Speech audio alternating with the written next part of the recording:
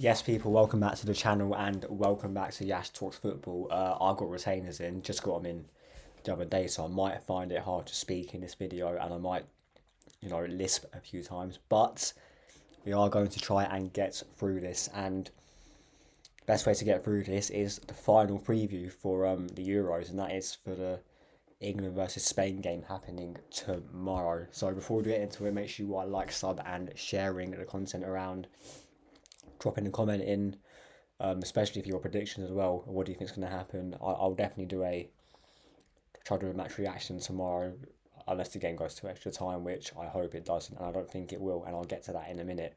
But the final of the Euros 2024, England are taking on Spain. Now, I'm going to start off with England. I don't know how they got to the final. It's the biggest robbery. The fact that England and France were both in the semi-final of the Euros is a complete robbery in itself. I don't know how that happened.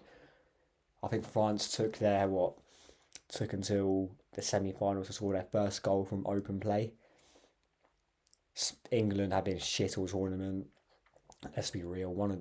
I think, along with France, one of the worst teams to come out of this competition by far. And yeah, the facts that look, if I'm gonna say it from the jump, right?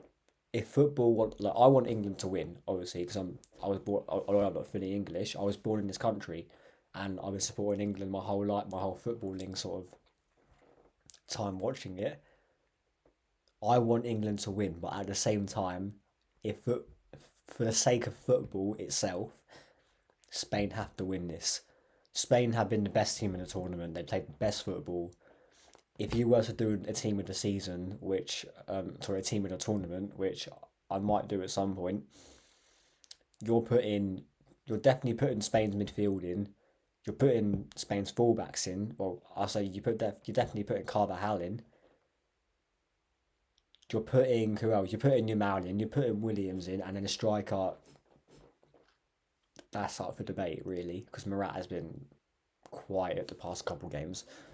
But look, it's not going to be an easy game at all, from an England perspective. And if we look at it from a footballing perspective, look, I'm going to say it now. Spain are going to have most of the ball. They're going to have most of the possession. They're going to play high up the pitch. England are probably going to park the bus. When England get the ball, they have to do something with it. And look, and we've seen throughout this whole tournament, England are not good at keeping the ball at all.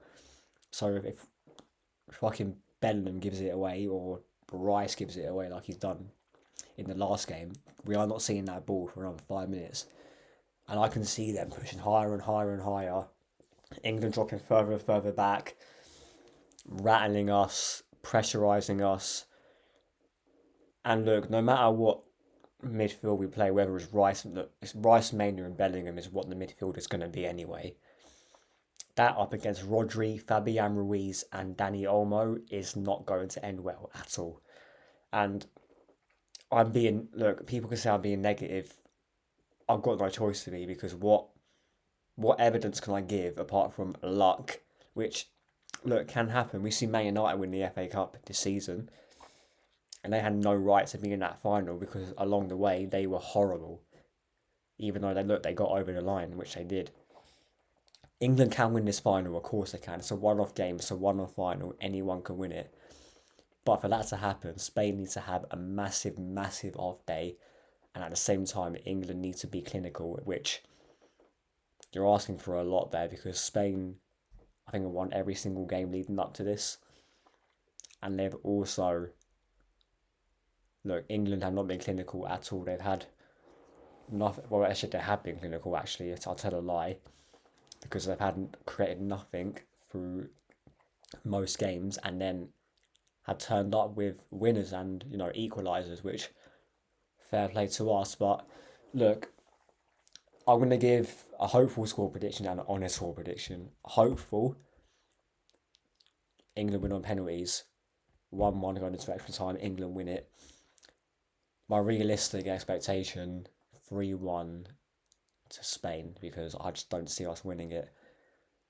Team lineup, I'm going to quickly get the lineup from last game and see what I'd actually change. So with the back three, I would keep the same. Let's be real. Um, I haven't really got many options. Midfield, Rice, Mainu. I would keep.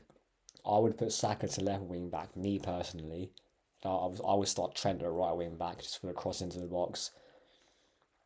Bellingham, I would not start. I would personally put Cole Palmer in that number 10, or Palmer or Foden, whatever one can play there, and I would play Tony and Watkins up front. I would drop Harry Kane completely. Ollie Watkins and Ivan Tony for me have done enough in this tournament, more than Kane to warrant a place. But we know it's not going to happen. It'll be an unchanged side from last game, and we're going to struggle. But look, anything like I said, anything can happen in this final. It's a one-off game, and let's hope we get a dodgy refereeing decision like we did in the Netherlands game and find a way to win it that way. But look, it is what it is. I'm not looking forward to this final one bit. I'm I'm basically praying for a miracle if we're being real. But yeah, let's see what happens, I guess. But yeah, make sure you are like, sub, and sharing the content around. And I'll see you a lot for the review, either tomorrow or Monday. Yeah, either tomorrow or Monday. Right, in a bit.